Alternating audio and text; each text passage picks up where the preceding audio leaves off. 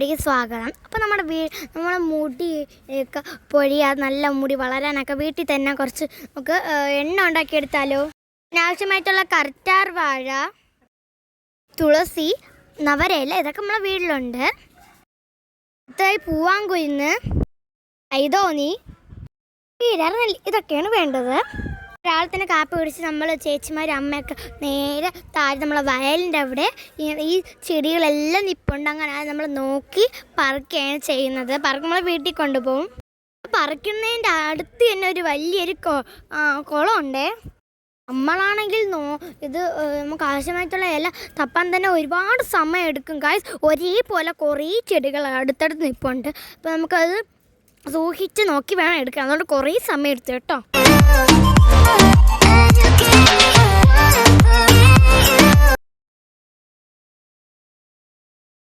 അത് കഴിഞ്ഞ് നമ്മൾ നോക്കിയപ്പോൾ നമ്മൾ ഈ ആറ്റിൻ്റെ അടുത്തായിട്ടും ഇങ്ങനെ നമ്മളെ കിഴനിലിപ്പോൾ ഉണ്ടായിരുന്നു.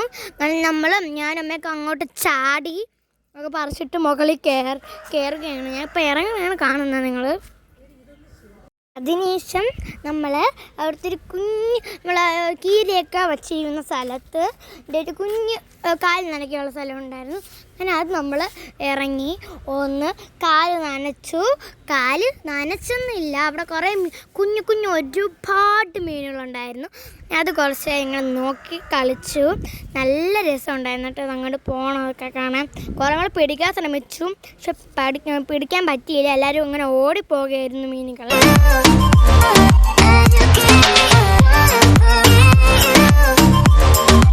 പുഴയൊക്കെ കുറച്ച് നേരം വയലും എല്ലാം ആസ്വദിച്ച് നിന്നതിന് ശേഷം നമ്മളവിടെ ഒരു അമ്പലമുണ്ട്.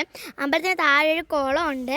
ആ കുളത്തിൽ പടി വെച്ച് നമുക്ക് ഇറങ്ങാൻ പറ്റും. നമ്മൾ ഇറങ്ങി, ഞാനും ചേച്ചിയും കൂടെ ഇറങ്ങി കാലും കഴും എല്ലാം ഇട്ട് നനച്ചു. കുറച്ച് കളിക്കുകയൊക്കെ ചെയ്തു കേട്ടോ. നല്ല തണുത്ത ഐസ് വാട്ടർ പോലത്തെ വെള്ളമായിരുന്നു അവിടെ ഉണ്ടായിരുന്നു. നല്ല രസം ഉണ്ടായിരുന്നു കേട്ടോ.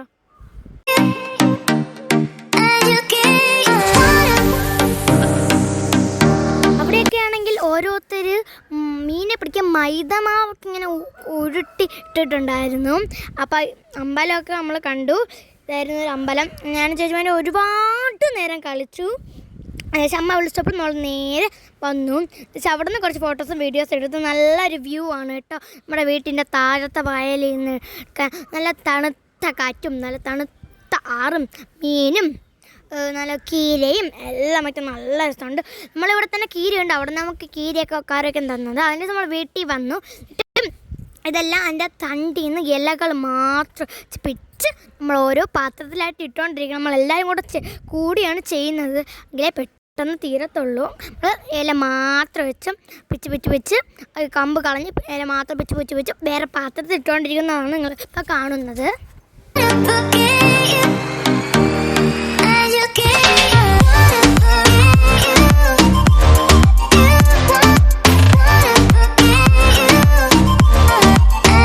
ഇട്ടുകൊണ്ടിരിക്കുകയാണെങ്കിൽ ഏകദേശം തീരാറായി ഗൈസ്. അങ്ങനെ തീർന്നിട്ടുണ്ട്.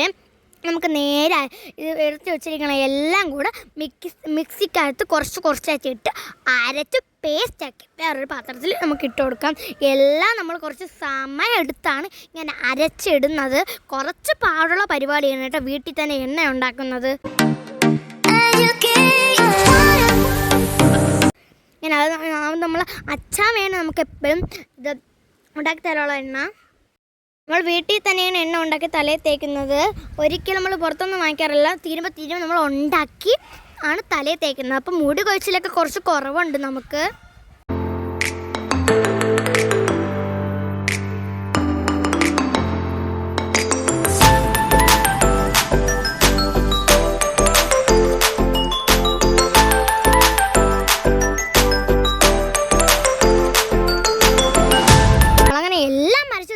അരച്ച് തിന്നപ്പോൾ എല്ലാ ചെടികളും ഒക്കെ ആയതുകൊണ്ട് നല്ല കടും പച്ച കളറായിരുന്നു കേട്ടോ അതിൻ്റെ നിറം.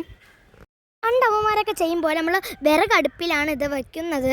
നമ്മൾ മിക്സൊക്കെ എല്ലാം കൂടെ അങ്ങനെ കുഴച്ചതിന് ശേഷം നമ്മൾ അതിനകത്തോട്ട് 1 കിലോ വെളിച്ചെണ്ണ നമ്മൾ വാങ്ങിച്ച് അതിനകത്ത് കുറച്ചായിട്ട് ഒഴിച്ച് നമ്മൾ വിറകടുപ്പിൽ വെച്ച് ഇങ്ങനെ നന്നായിട്ട് ഇങ്ങനെ ഇളക്കിക്കൊണ്ടിരിക്കണം. പിന്നെ തീ അധികം കൂടരുത്, ഒരു കുഞ്ഞു തീ മതി കേട്ടോ.